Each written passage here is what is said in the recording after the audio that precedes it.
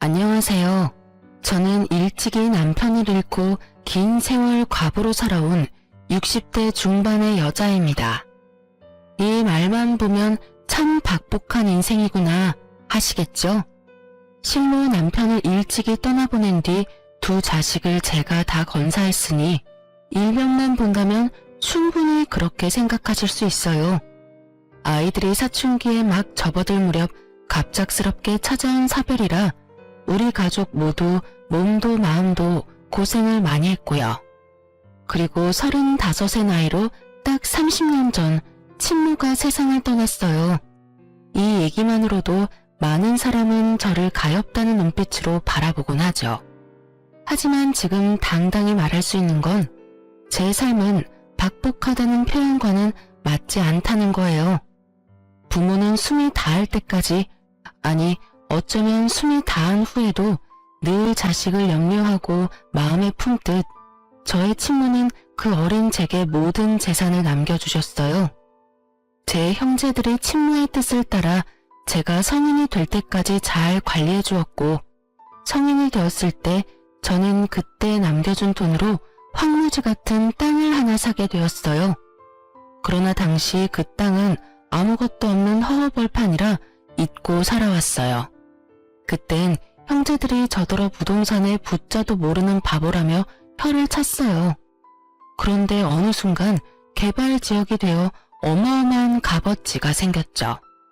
거기다 제가 남편이 세상을 떠났을 당시 나왔던 그의 목숨값을 꼭 쥐고 있었던 터라 경제적으로 고난이라고 여길 만큼 힘든 경험은 덜었어요.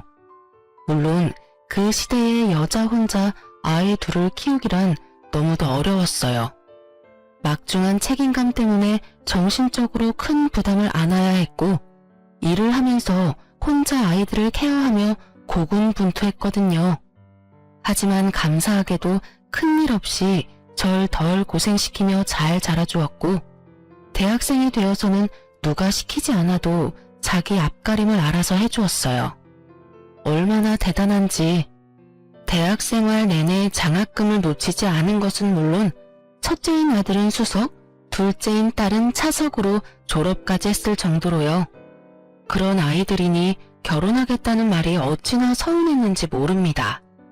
제 딸이 먼저 시집을 가고 아들은 그 후로 몇 년 있다가 장가를 갔어요. 비록 딸의 결혼을 반대한 적이 있긴 하지만 결혼 후에는 사위와 저 사이가 너무 좋았어요. 사위 사랑은 장모라는 말이 딱 저와 사위를 보고 하는 말 같았죠. 그래서 제 아들이 결혼할 때 사위만큼이나 며느리와 잘 지낼 수 있을 거라 생각했어요. 딸 같은 며느리 관계가 될 수 있을 거라 자신했거든요. 아가, 이제 우리 가족이 될 사이니까 내가 널 편히 대해도 되겠니? 우리 딸처럼 너도 가슴으로 낳은 내 딸이다 여기며 지내고 싶어. 그럼 저야 너무 감사하죠. 어머님께서 저를 편히 대해주셔야 저도 마음이 놓이는걸요. 고맙다. 우리 아들이 너를 만나 얼마나 다행인 줄 몰라. 내 아들이지만 영 재미도 없고 일밖에 모르지 않니? 그래도 예쁘게 봐주렴. 너처럼 야무진 아이가 우리 가족이 된다니 하나 남은 염려까지 다 덜었다. 엄마도 참, 나처럼 재미있는 사람도 없어. 내가 배필을 정말 잘 골랐지? 동생 잘 사는 거 보고 나 혼자 결혼도 못하는 거 아니냐며 그렇게 걱정하시더니 이제 나도 장가가니까 마음 놓고 지내셔. 그래, 이제 엄마도 마음 편히 지낼 거야. 너희 다 가정 꾸려 지내니까 나도 나만 챙기면 되지 않니? 결혼하고 나면 내 집에 자주 올 필요도 없어. 엄마의 자유로운 생활을 방해하지 마렴. 우리 며느리는 참 뚝 부러지는 아이였기에 현명한 사람일 거라는 믿음이 있었어요. 그래서 결혼하면 아들과 정말 잘 살 거라고 생각했죠. 그때까지만 해도 이제 내 몸 하나만 잘 건사하며 자식들 걱정 안 시키고 잘 지내자 싶었던 터라 얼마나 마음이 가벼웠는지 몰라요. 하지만 이 모든 건 제 욕심이었던 걸까요? 아니면 시누와 며느리라는 고부관계는 아무리 노력해도 부모와 딸이 될 수 없는 건가요? 그렇게 예쁘던 며느리와 저도 결국 고부 갈등을 피해갈 수 없었어요. 심지어 아들 부부가 결혼한 지 몇 년이 채 되지 않았을 때부터요. 제가 관계의 첫 단추를 잘못 깨어 발단을 만들고 만 거죠. 제 배 아파 낳은 자식도 모르는데 남의 자식 속을 제가 어찌할 수 있었겠어요? 그런데도 남의 귀한 자식 제가 힘들게 만들면 안 된다는 생각에 열심히 딸과 아들 챙기듯 챙겨주었는데 그게 화근이 되었네요. 제 사위가 결혼 기념일 때면 그렇게 저를 신경 썼어요. 한 번은 자기들 결혼 기념일에 제게 한우를 사왔더라고요. 마침 아들네 부부도 제 집에 들른다고 하여 온 가족이 모였어요. 그래서 온 식구가 간만에 함께 식사를 나눴죠. 저는 미리 준비해둔 딸네 부부에게 작지만 축하 선물을 전했어요. 그런데 며느리가 그게 내심 부러웠던가 보더라고요. 어머, 어머님께서 자식 결혼 기념일까지 챙겨주시는 거예요? 저희도 얼마 전에 기념일이었는데 아가씨랑 서방님은 좋겠어요. 그랬니?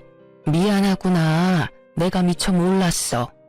매년 이날만 되면 꼭 집에 와서 애들과 함께 식사하는 게 익숙해져서 기억에 남아 처음으로 준비해본 건데 본의 아니게 우리 며느리를 서운하게 해버렸네. 이걸 어쩌면 좋지?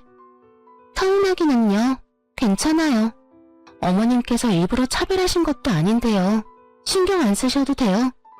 저희가 아가씨네와 달리 어머님께 찾아뵙지도 않았는걸요. 며느리는 크게 내색하지 않았지만 제가 딸네 부부에게 선물을 전해주고 나서 기분이 가라앉았다는 게 느껴졌어요. 실로 그 후로 왠지 모르게 저를 피하는 듯한 느낌도 받게 되었던 터라 자꾸 마음에 걸리더라고요. 어떻게 해야 하나 고민하던 중 마침 2달 뒤 며느리의 생일이라는 걸 알게 되었어요.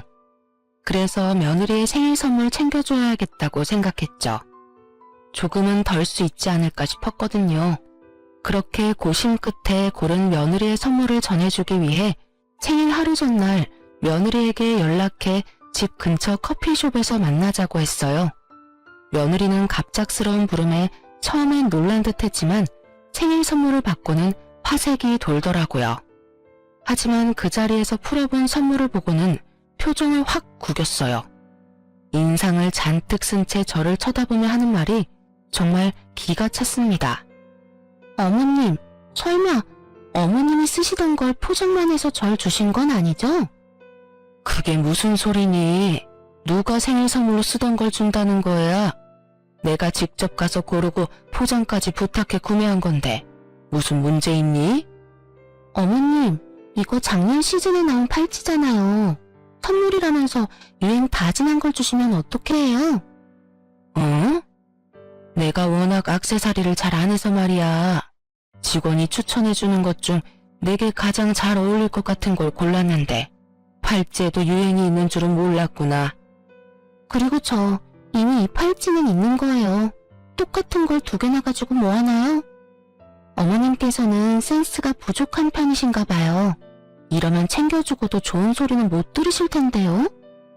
예, 너 무슨 말을 그렇게 하니? 참 의외의 모습을 오늘 보여주네. 네가 그 팔찌가 있는지 없는지 내가 어떻게 알겠어. 그리고 아무리 그래도 그렇지 사람 성의를 이런 식으로 표현하는 게 맞니? 제 엄마였으면 이렇게 돌려 말하지도 않죠. 딸처럼 여기신다고 했으니까 저도 조금은 솔직히 말씀드릴게요. 이 팔찌값만큼 돈으로 주시고 이거 환불해주세요. 뭐야? 돈으로 달라는 말은 도대체 왜 하는 거니? 선물이 마음에 안 든다고 시어미한테 지금 이렇게 말을 하는 게 맞는 거야? 참 황당해서 말도 안 나오네. 저는 잘 이해가 안 되네요. 제 생일을 축하해주기 위해 주신 선물이 마음에 안 들고 어머님께서는 액세서리 보는 안목은 없는 것 같으니까 그냥 그 값만큼 돈으로 주면 제가 알아서 유용하게 쓰겠다는데 뭐가 문제인가요? 가족이니까 터놓고 편하게 말하는 것뿐인데요. 예, 그냥 선물 안 준 걸로 하자. 그렇게 안 받는데 어떻게 단둘이 있다고 곧바로 이런 모습을 보여? 돈이고 팔찌고 지금 상황에선 아무것도 내게 해주고 싶지가 않아. 사람 마음을 이런 식으로 무시하는데 내가 왜 네가 말하는 것처럼 하겠니? 시간 내서 나오느라 고생했으니 마저 차나 마시고 가렴. 저는 며느리의 뻔뻔한 말투에 화가 치밀었어요. 째째한 사람이 되더라도 챙겨주고 싶지가 않아지더라고요. 아무리 마음에 들지 않더라도 이게 맞는 건가요? 하지만 며느리는 제가 선물 안 준 셈 치자고 하니 저더러 쫌팽이라며 선물도 받는 사람이 기뻐야 하는 것 아니냐며 따박따박 말대꾸를 하는데 정말 한 대 쥐어받고 싶은 심정이었어요. 그런데 결국 제 마음을 괴롭히는 말을 며느리가 하더라고요. 막말로 아가씨한테 하는 선물이면 신상이 뭐냐고 먼저 물어보지 않았겠어요? 참, 재산 좀 있다고 며느리한테 함부로 하는 거야 뭐야? 뭐야? 내가 언제 내게 함부로 했다는 거니? 너는 어른 앞에서 말 가려 할 줄도 모르니? 좀 전에도 그렇게 네 생각이며 감정이며 다 드러내면서 말하더니 너야말로 날 무시하는 거야? 한 번만 더 내 앞에서 지금처럼 언행을 일삼으면 그땐 정말 가만 안 둘 줄 알아. 저는 너무 기분 나빠 참지 못하고 며느리를 나무랐고 그 뒤로 며느리와 제 사이는 정 같지 않았어요. 그런데 참 웃긴 게 며느리는 가족들 앞에서는 아무 일도 없었던 듯 저를 살갑게 대했어요. 저 역시 가족들 앞에선 구태여 내색하지 않았고요. 하지만 저와 며느리 단둘이 남기라도 하면 말 한마디 오가지 못했어요. 아니, 제 말이라면 들은 척도 하지 않았다는 게 더 맞는 표현이겠죠. 마치 제가 없는 사람인 듯 저와 눈을 맞추지도 제 말에 대꾸도 하지 않았거든요. 그렇게 지내오기를 수개월. 어느 순간부터는 며느리가 우리 집에도 잘 오려고 하지 않았어요. 그러던 어느 날이었어요. 제가 일을 하다 다쳐서 열흘 정도 간병이 필요했던 적이 있었죠. 그때 딸이 참 고생을 많이 했고요. 딸아이가 일까지 쉬면서 제 수발을 다 들어주었거든요. 그런데 하루는 딸이 급히 회사에서 연락받아 들어가 봐야 하는 일이 생겼어요. 아들에게 부탁했지만 설상가상으로 아들이 출장에 잡혀있던 터라 지방에 가 있어서 제 간병을 해줄 수 없다는 거예요. 하는 수 없이 아들은 며느리에게 부탁했고 가족들은 저와 며느리 관계가 나쁜 줄 모르니 거절도 못하고 저를 간병하러 아들을 대신해 왔던 겁니다. 며느리는 우리 집에 들어서는 순간부터 오만 짜증을 부렸어요.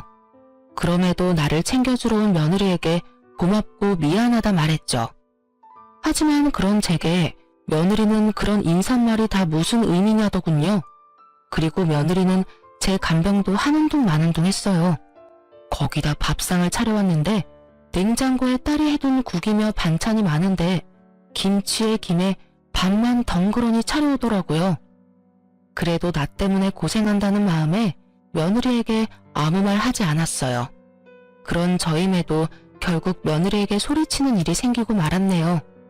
제가 식사를 마치고 화장실에 가고 싶어 부축을 부탁했어요. 며느리는 인상을 딱 쓴 채 저를 부축하는데 제가 들으라는 듯 혼잣말을 하는 거예요. 간만에 쉬는 날인데 이게 무슨 시간 낭비인지 원. 돈이 없는 것도 아닌데 간병인을 쓰지. 가족들 고생은 혼자 다 시키네. 너 지금 뭐라고 했어? 지금 나더러 들으라고 귓가에 대고 그따위 말을 한 거야? 아, 왜 괜히 큰 소리 치고 그러세요. 귀청 떨어지는 줄 알았네. 제가 무슨 틀린 말을 한 것도 아닌데 왜 역정을 내고 그래요? 정말 너 못 쓰겠구나. 그래, 내가 아파서 내게 몇 없는 쉬는 날 고생시켜 유감이다. 나도 네가 그 말을 하기 전까진 미안함이 가득이었는데 되려 그렇게 툭 까놓고 말해주니 내게 이렇게 큰 소리도 칠 수 있고 아주 고맙다. 아, 진짜 와서 고생하는 사람한테 왜 이러는 거야? 어머님, 지금 저 없으면 어머님 수발 들어줄 사람 없어요. 이럴 땐 들어도 못 들은 척 잠자코 계시는 거라고요. 뭐? 네 도움 필요 없다. 돌아가. 너처럼 싹퉁머리 없는 애랑 조금만 더 붙어있다간 속에서 천불이 날 지경이니까 그만 가. 어디서 이런 못돼 처먹은 것이 들어와서는 사람 속을 매번 이리도 뒤집어대. 흥, 가라고 하면 누가 못 갈 줄 알아요? 다치더니 제정신이 아니네. 모망이 나도 단단히 났어. 어디 어머님 혼자 간병 잘 해보시던가요, 그럼. 저는 결국 며느리에게 나가라고 소리쳤고 며느리는 그런 제 말에 이때다 싶었는지 횡하니 집을 나가버리고 말았어요. 그날 저의 몰골은 정말 말도 아니었어요. 딸아이가 퇴근하고 돌아와서는 제 꼴을 보고 기양을 했더라니까요. 새언니는 어디 갔느냐며 단단히 화가 났던 딸을 달래느라 진을 뺐어요. 결국 딸과 아들 모두 그날 처음으로 며느리의 민낯을 알게 되었어요. 그 후로 한참 동안 며느리의 얼굴도 못 봤어요. 제가 나중에 연락을 해봤지만 전혀 받지 않았죠. 명절 때마저도 집에는 들러보지도 않았고요. 저는 도대체 내가 뭘 그리도 잘못한 거냐며 자식들에게 물었어요. 아들 말로는 제가 며느리를 너무 들들 볶아 힘들다고 했다며 앞으로는 명절도 각자 집으로 가자고 말이 나왔대요. 그 말을 들은 뒤 저도 며느리는 없는 가족인 셈 치며 지냈어요. 계속 연락해 정말 며느리가 제게 복귀게 만들고 싶지도 않았고 제게 느낀 작은 서운함을 시작으로 저와의 관계를 이렇게까지 악화시킨 며느리가 저 역시 너무 미웠거든요. 그렇게 며느리의 목소리 한 번을 듣지 못한 채 지내기를 2년 반. 검진을 갔다가 유방암 진단을 받게 되었습니다. 참 암이라는 소식만으로도 마음이 너무도 심란하더라고요. 자식들에게 이 사실을 어떻게 알려야 하나 참 고민이 많았어요. 하지만 제가 숨긴다고 숨겨질 문제는 아니니 딸과 아들에게 털어놓았어요. 자식들이 저보다 더 씩씩하더군요.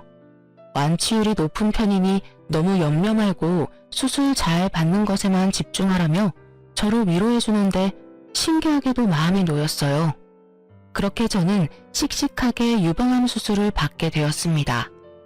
그런데 짧지 않은 기간 동안 단 한 번도 코빼기도 안 보이던 며느리가 회사에 연차까지 내고 저를 간병하겠다며 나서는 거예요. 처음엔 그런 모습이 너무도 황당하고 부담스러웠어요. 어머님, 제가 그동안 찾아뵙지 못해서 죄송했어요. 어머님께서 아프다는 소식을 들으니 그제야 정신이 좀 들더라고요. 그동안 제가 너무 무례하고 경솔한 태도로 지냈다는 걸 느꼈어요. 그러니 이번만큼은 제가 어머님을 돕고 싶어요. 그래, 네가 용기를 내어줬다니 고맙다. 그간 쌓인 안 좋던 감정 나도 털어내마. 하지만 괜한 고생할 필요 뭐 있니? 우리 애들한테도 간병해주지 않아도 된다고 이미 말해뒀으니 너까지 신경 쓸 것 없어. 어머님, 제 마음 성의를 이렇게 무시하시면 제가 너무 서운하네요. 제가 반성하는 마음으로 어머님을 챙기고 싶어 그래요. 좋은 마음으로 너그러이 이해해주시고 허락해주세요. 얘가 이번엔 왜 이리도 집요하게 굴어? 괜찮다니까. 내 몸 하나 내가 건사 못하겠니? 걱정해주는 마음은 고맙지만 정말 내가 알아서 할 수 있으니 이 이야기는 그만하고 오늘은 그만 돌아가렴. 며느리는 그날따라 유독 집요하게 고집을 부렸어요. 한사코 괜찮다는 제 말에 서운하다는 표현까지 하는데 정말 제가 나쁜 말이라도 한 것처럼 마음이 좋지 않더라고요. 하지만 다른 큰 병도 아니고 앞으로 건강관리에만 힘쓰고 병원만 꼬박꼬박 잘 다니면 되는 걸 무슨 간병까지 받으며 자식들 고생을 시키겠어요. 그런데 다음날 며느리가 아들을 어떻게 구워 삶았는지 아들과 함께 찾아와서는 또다시 간병 이야기를 꺼내더군요. 엄마, 그러지 말고 이번엔 며느리 챙김 받으면서 편하게 지내요. 요 며칠 수술 받고 병원에 있느라 고생하셨잖아요. 며칠만이라도 챙김 받으면 엄마도 편하고 더 좋을 거예요. 저희도 안심되고요. 저번에는 모른 척 하던 애가 갑자기 무슨 마음을 먹고 간병을 다 해준다니. 애가 어디 밥을 잘못 먹은 것도 아니고 안 하던 짓을 왜 갑자기 하겠다는 건지 원. 저번엔 간병도 부축도 뭐 하나 제대로 해주질 않았다. 같이 있으면 내가 더 불편했어. 그러니 너가 잘 말해서 간병은 필요 없다고 말해주렴. 에이 엄마, 저번엔 반성 많이 했대요. 엄마가 그렇게 아픈 줄 몰랐다면서 이제라도 며느리 놀이 해주겠다는데 제가 어떻게 거절해요. 엄마랑 더 가깝게 잘 지내고 싶은 마음에 노력하는 거니까 엄마가 이번에만 좀 져주세요. 네? 그런 말을 듣고 어떻게 또 거절을 하겠어요? 결국 저는 며느리의 도움을 며칠 받기로 했어요. 한번 간병받을 때 며느리와 대치가 있던 적이 있으니 걱정이 앞섰던 게 사실이에요. 하지만 며느리는 그런 제 염려와 달리 저를 정말 살뜰히 챙겨주었어요. 하루 이틀 하다 말겠지 싶었지만 사흘이 지나도록 변함없이 아침 일찍 찾아와 제 끼니며 집안일까지 뭐 하나 빼놓지 않고 정말 잘해줬죠. 저는 그런 며느리에게 고마운 마음이 들었어요. 그래서 제 카드까지 쥐어주며 저를 살펴주는 동안 편하게 사용해도 좋다고 얘기했어요. 며느리는 마지못해 받는 듯 잘 가지고 있다가 돌려주겠다고 말하더군요. 저는 정말 이래서 가족이 최고구나 하는 생각도 하게 되고 며느리와 거리를 두고 지낸 것에 대한 미안함이 절로 들더라고요. 그렇게 며느리가 우리 집을 와 저를 간병해준 지 일주일쯤 지났을 때였어요. 아침 7시면 알람 시기라도 된 듯 왔던 며느리가 점심때가 다 지날 때까지도 오지 않는 거예요. 혹시 저를 챙기다 몸살이라도 난 건 아닌가 걱정이 되어 전화를 걸어도 안내 음성만 들릴 뿐 연결이 되지 않았어요. 오후 4시 다 될 때까지도 깜깜무소식이라 아들에게라도 연락해 며느리의 안부를 물으려는 찰나 현관문이 열리는 소리가 들렸어요. 우리 집에 들어온 사람은 다름 아닌 며느리였습니다. 그런데 며느리 손에 엄청난 양의 쇼핑백이 들려있는 게 아니겠어요? 저는 당혹스러운 마음에 이게 다 뭐냐고 물었죠. 그런데 며느리는 저를 죽을 듯 노려보며 이렇게 말하더군요. 보면 몰라요? 쇼핑하고 온 거잖아요. 어머님께서 준 어머님 카드로 그동안 고생한 저를 위한 선물들 좀 샀어요. 왜요? 저더러 편히 쓰라고 주셔서 편히 썼는데 뭐 문제 있어요? 갑자기 너 태도가 이게 뭐니? 네가 경솔했다며 사과한 지 얼마나 됐다고 또 이러는 거야? 사람이 연락해도 받지도 않고 너 몸살이라도 난 줄 알고 내가 얼마나 걱정한 줄 아니? 기가 막혀라. 걱정이 무슨 걱정? 집안일 해줄 사람 없어서 그런 거 누가 모를 줄 알아요? 어머님은 멀쩡한 몸으로 제 챙김 받느라 아주 좋으셨겠어요. 암이라는 소식에 나섰던 내가 정신 나간 인간이지. 내가 그렇게 필요 없대도 네가 하겠다고 나서놓고 이제와 한다는 말이 뭐? 너 이렇게 내 뒤통수나 치자고 간병하겠다고 나섰던 거야? 그런 거니? 뭐 이런 게 다 있어? 누가 네 도움이 필요하다고 했니? 코빼기도 안 보이며 지내다 갑자기 찾아와서 살갑게 굴더니 이제와 이러는 이유가 뭐야? 내가 도대체 뭘 어쨌다고 날 이렇게 괴롭혀대? 너무 속상하고 화나는 마음에 저는 며느리에게 윽박을 질렀어요. 그러자 며느리가 이죽거리는 표정을 잠깐 짓더니 양손에 가득 들고 있던 쇼핑백을 저를 향해 마구잡이로 집어던지며 막말을 퍼부어댔어요. 내가 진짜 마음에서 우러나와 당신을 챙기겠다고 한 줄 알아? 암이라면서 왜 하필 걸려도 그런 하찮은 암에 걸려서 지독하게 살아야 되는 건데? 내가 일주일 동안 생고생을 한 이유가 뭔데? 이제 와서 뭐? 유방암? 암이라길래 투병하다 저 세상 가겠구나 하고 당신 챙기는 척 좀 하면 재산이나 많이 떼주겠거니 했더니 이건 뭐 나만 멍청한 짓 한 거지. 너 지금 뭐라고 짓거리는 거야?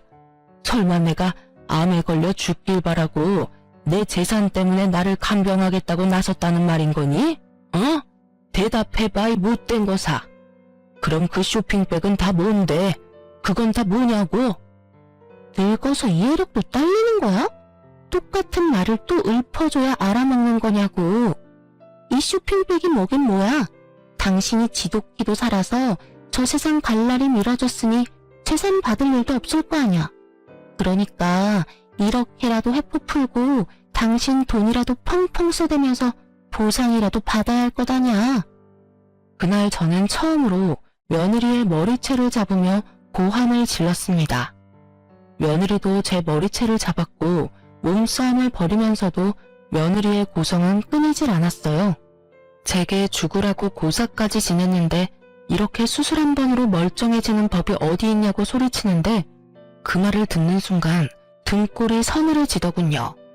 저는 그게 다 무슨 말이냐고 따져 물었고 며느리는 정신 나간 사람처럼 웃어대며 말하는데 섬뜩하기까지 했어요. 내가 당신이 암이라는 소식을 듣게 된 날부터 그렇게 당신이 죽기를 고대하고 있었다고. 당신이 가지고 있는 재산을 다 내 걸로 만들 계획을 세웠다는 말이지. 당신이 이렇게 멀쩡한 탓에 다 물거품이 되어버렸고 말이야. 이 정신 나간 것이 네가 그러고도 사람이야? 사람이냐고? 이 소름 끼치는 거사. 어떻게 사람의 죽음을, 그것도 가족의 죽음을 기다릴 수 있어? 당신이 암이라는 사실을 당신 아들이 뭐 그리 중대한 문제라도 되는 것처럼 말을 해서 이 사단이 난 거 아니야. 고치기 힘든 암이라도 걸린 줄 알고 얼마나 많은 계획을 세웠는데. 제가 아들과 딸에게 암 소식을 전할 때 다른 가족에겐 말하지 말아달라 부탁했었어요. 그런데 며느리가 그때 제가 아들과 통화했던 내용을 듣게 된 거였어요. 며느리가 간병하겠다 나선 것도 제가 암이라는 사실을 알게 돼서 제가 얼마나 안 좋은지 직접 확인하기 위한 수작이었던 거죠. 어쩐지 제가 좀 건강이 안 좋다고만 알고 있을 텐데 간병을 하겠다며 고집을 부렸던 게 이상하다 했는데 그 의문이 이제야 풀리게 된 거예요. 며느리는 제 곁에서 제 상태가 너무 양호하다고 느껴 의아하게 생각하고 알아보다 나중에야 제가 유방암 2기였고 전이 된 것이 없다는 사실을 명확히 알게 되었더군요. 자기의 바람대로 제가 시름시름 앓다 죽는 병이 아니었다는 걸 알게 된 며느리는 자기의 계획이 어그러졌다는 사실에 분노했어요. 그래서 이런 상황까지 치닫게 된 거더라고요. 며느리는 제 재산을 못 받는다면 카드를 쥐어준 이 기회에 제 돈이라도 흥청망청 쓰겠다는 심보로 백화점까지 가서 제 카드를 마구 사용했던 겁니다. 저는 이 모든 사실을 알고 며느리에게 사람도 아니라며 난리를 쳤어요. 그런데 며느리도 질세라 제게 또다시 고함을 쳐대며 되바라지게 굴었어요. 너 같은 건 사람도 아니야. 알아? 어디서 이런 몹쓸 것이 우리 집안에 굴러들어왔어? 도대체 뭘 어떻게 하면 그런 저급한 생각을 할 수 있느냔 말이야. 건강이 아주 좋아 힘이 남아 도나 보네. 얼마나 정정하면 노친네가 이렇게 팔팔하게 귀청 떨어지게 소리를 질러대. 암이라는 것도 사실 자식들 속 뒤집으려고 수작질 부린 거 아니야? 이게 수술까지 받은 사람의 컨디션이 맞느냐고. 진정한 악질은 내가 아닌 당신이야. 너 원래 이런 아이였던 거니? 결혼 전 내가 알던 너라는 아이는 다 거짓인 거야? 어떻게 사람의 목숨을 가지고 그런 생각까지 해? 도대체 어떻게 하면 그런 말도 안 되는 소리를 아무렇지 않게 할 수 있느냔 말이야? 당신의 돈이 날 이렇게 만든 거야. 그게 아니라면 어떻게 내가 이럴 수 있겠어? 안 그래? 나를 잠재우고 싶어? 예전의 나를 원해? 그렇다면 당신 재산 나한테 상속해. 그럼 당신이 원하는 가면 다시 써줄게. 그것도 평생. 이날 저는 며느리의 본 모습을 온 가족에게 알려야겠다고 생각했어요. 정확히 말하면 제게만 이러는 며느리의 태도와 이런 불순한 마음을 가진 사람이라는 사실을 숨길 수 없었어요. 그래서 저는 무작정 핸드폰을 집어들어 아들에게 연락하려 했어요. 그런데 이 과정도 호락호락하진 않았습니다. 며느리가 살기 가득한 눈을 하고서 제가 원하는 대로 되게 할 줄 아냐며 달려들었어요. 제가 자식들에게 연락을 못하게 하려고 안달이 나서는 제 핸드폰까지 빼앗아 집어던지는 행동까지 하면서 말이에요. 며느리가 집어던진 제 핸드폰은 거울로 향해 날아갔고 거울이 깨지면서 파편이 사방에 튀고 난리도 아니었어요. 참 다행이었던 것은 제 아들이 그날 일이 일찍 끝나게 되어 저도 살펴볼 겸 며느리가 오후라도 편히 쉬게 해주기 위해 퇴근 후 제 집으로 곧장 왔던 겁니다. 아들은 복도까지 새어나가는 큰 소리를 듣고는 처음에는 집을 잘못 찾아왔나 싶어 주춤하던 차에 거울 깨지는 소리를 듣고 놀란 마음에 급히 현관을 열고 들어왔어요. 때마침 며느리는 제게 개수작을 부리려고 한다며 제 뺨을 내리쳤고 이 모습을 아들이 전부 보게 되고 말았어요. 그런데 정말 소름이 돋는 건 그 후 며느리의 태도입니다. 무슨 말이냐고요? 며느리는 아들의 등장을 뒤늦게 알고는 귀신같이 자신의 본 모습을 감췄어요. 손까지 덜덜 떨며 오해라고 연기를 하는데 여우주연상감이다 싶은 생각이 들 정도로 무섭더라니까요. 당신 지금 뭐 하는 짓이야? 집안 꼴은 또 이게 다 뭐야? 당신 엄마한테 무슨 짓을 한 거냐고. 자기야, 지금 당신이 본 모습은 오해야. 내가 어머님께 무슨 짓을 한 게 아니야. 믿어줘. 정말이야. 지금 그 말을 나더러 믿으라고? 네가 우리 엄마 얼굴에 손대는 모습을 내 눈으로 봤는데 장난해? 그럴 만한 이유가 있었어.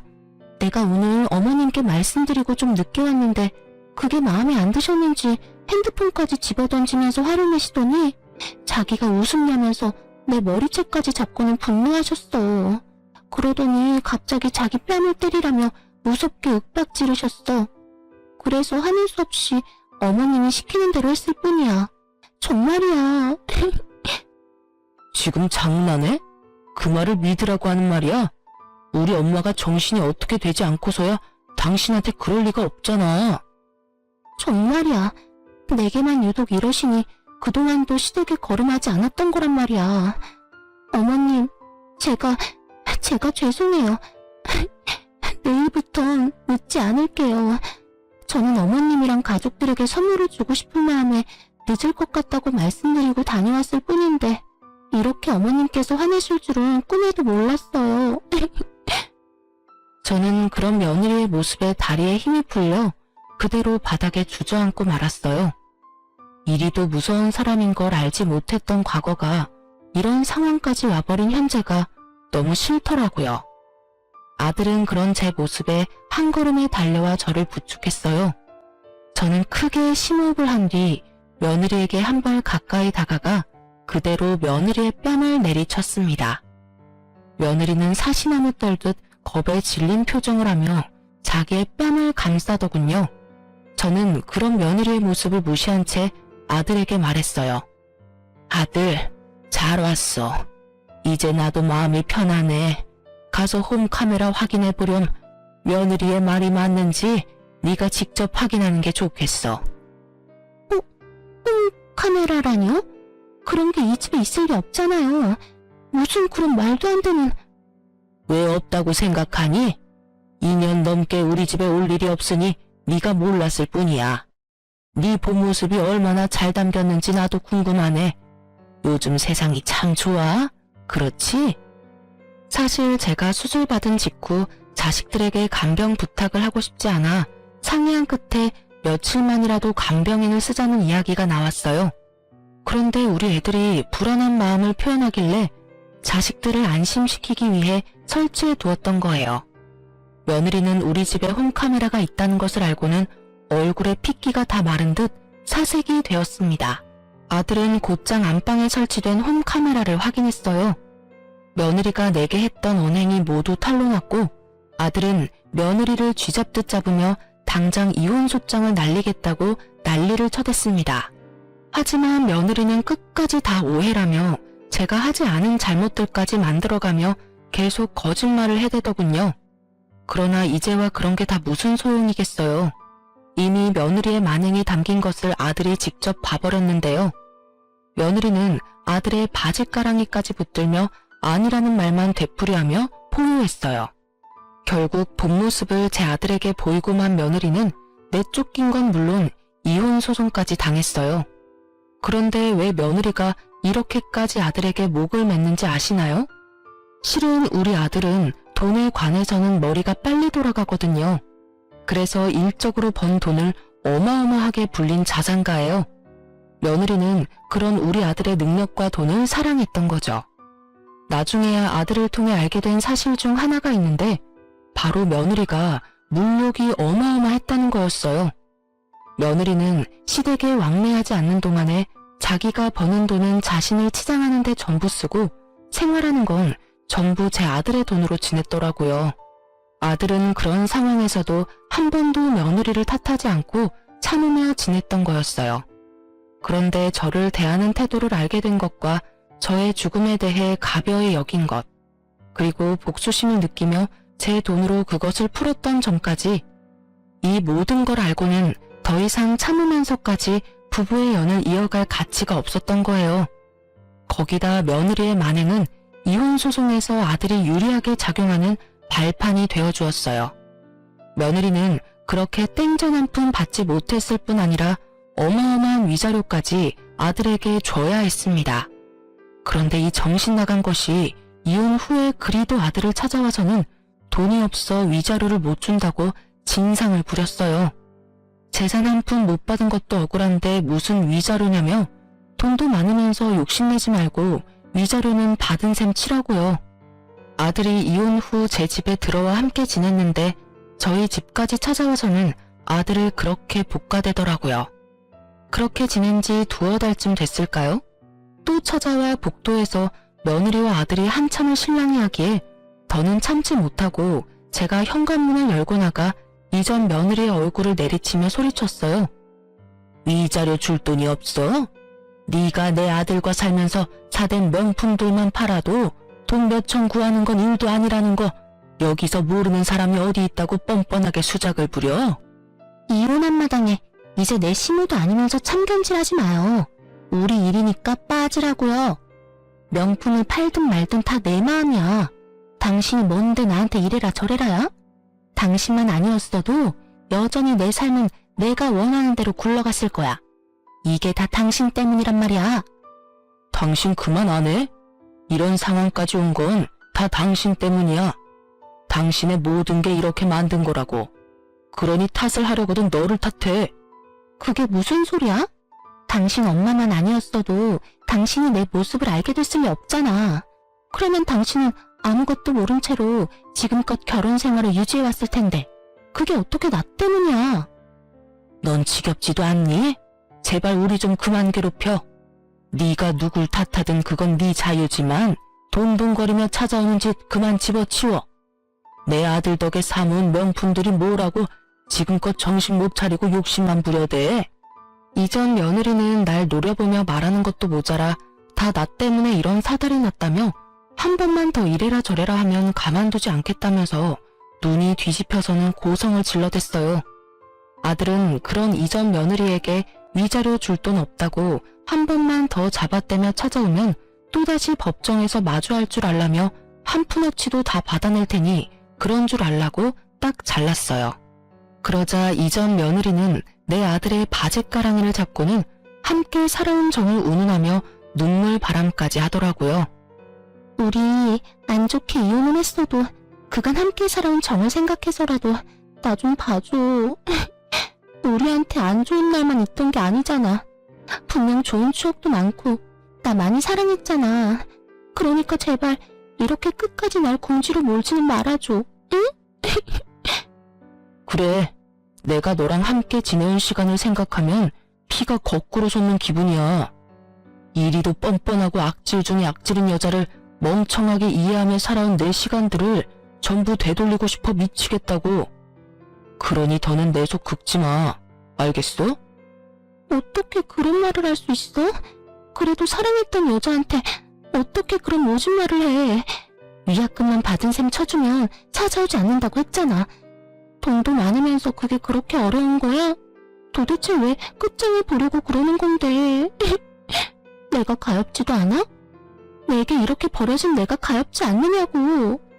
아들이 괴롭다는 듯 소리치는 모습에 어찌나 눈물이 핑 돌고 이전 며느리가 사무치게 미운지 비련의 여주인공이라도 된 듯 가련한 척 눈물을 훔치는 모습에 집에 들어가 굵은 소금을 냅다 한 바가지 들고 나와서는 마구 뿌려댔습니다. 썩 꺼져. 이 버러지만도 못한 거사. 내 자식 앞에서 그리고 내 앞에서 당장 사라지란 말이야. 이 악마보다도 더 악마 같은 거사. 내 눈에 흙이 들어와도 내게 베풀 아량은 없으니 그만 돌아가. 애수 없는 것. 이 인간이 진짜 미쳤나? 이게 뭐 하는 짓이야? 짜증나. 낄 때 못 낄 때 분간도 못하는 놓친내가? 진짜 똥이 더러워서 피하지 무서워서 피하나?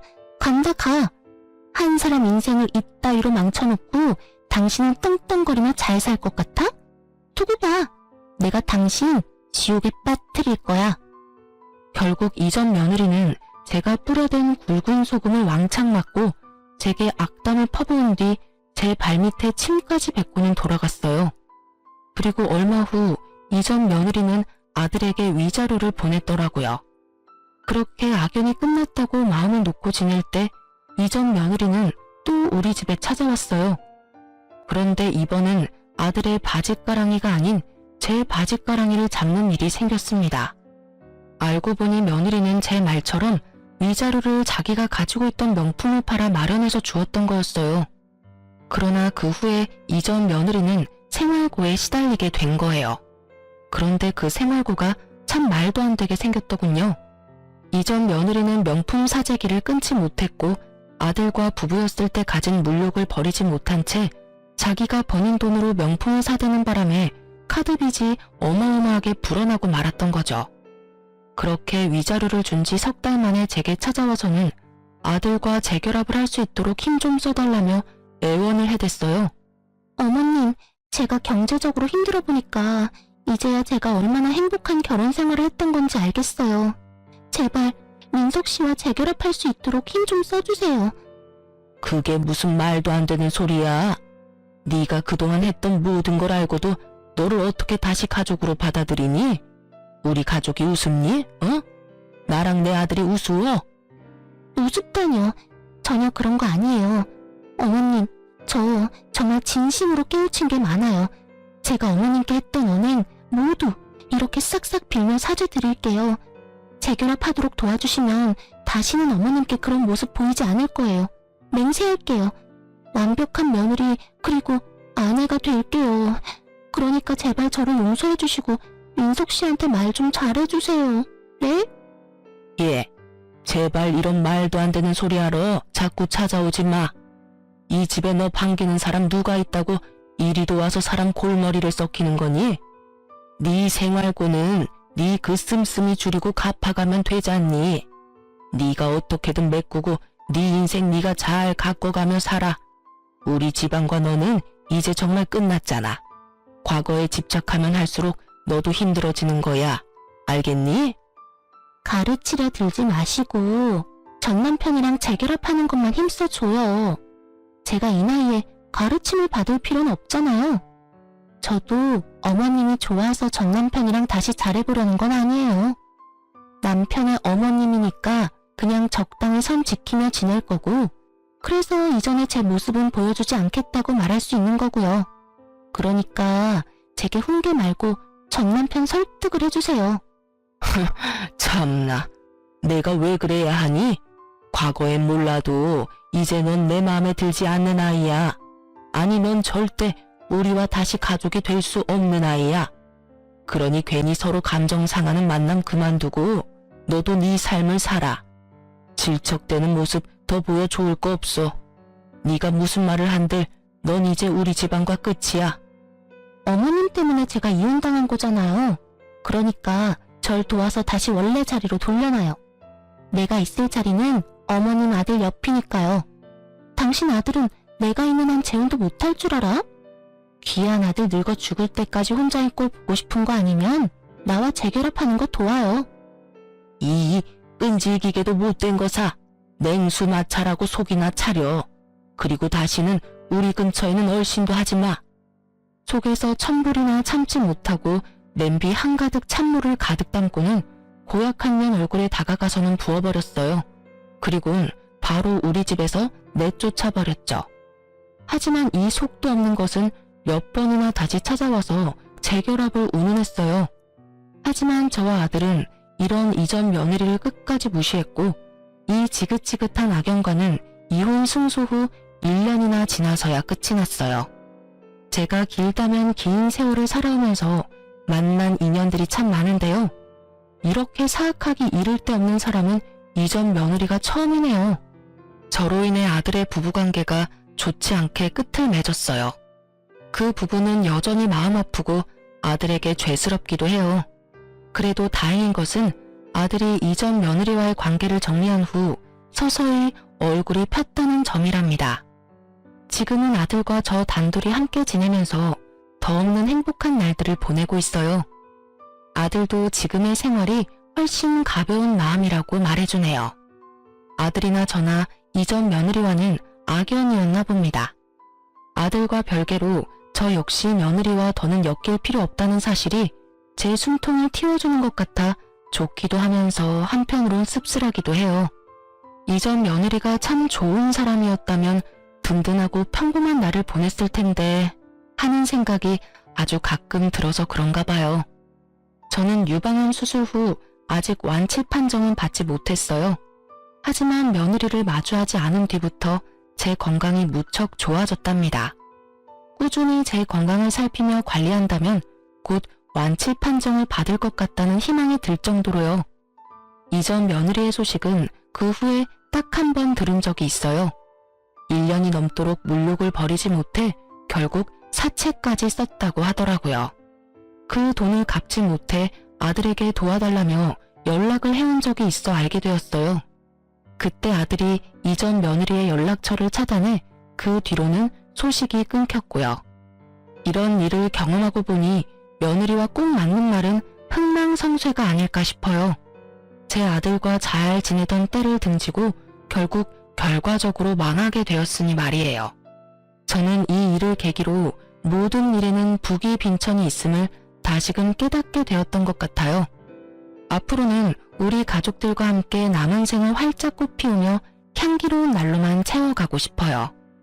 흥망성쇠와 부귀 빈천이 물레바퀴 돌듯 한다는 말을 늘 생각하며 지금 저의 재산에 자만하지 않고 저라는 사람의 가치를 알고 늘 제 사람들을 잘 보살피고 베풀며 살아갈 거예요. 살면서 나의 태도가 얼만큼 내 삶을 좌우하는지 너무도 잘 알게 된 경험이었다 생각하며 제 아들도 저도 서로를 보듬으며 그렇게 더없이 찬란한 앞으로를 위해 나아갈 겁니다. 제 사연을 들어주신 많은 분께도 찬란히 꽃피는 날들 가득하기를 바라며 마칩니다. 들어주셔서 감사합니다.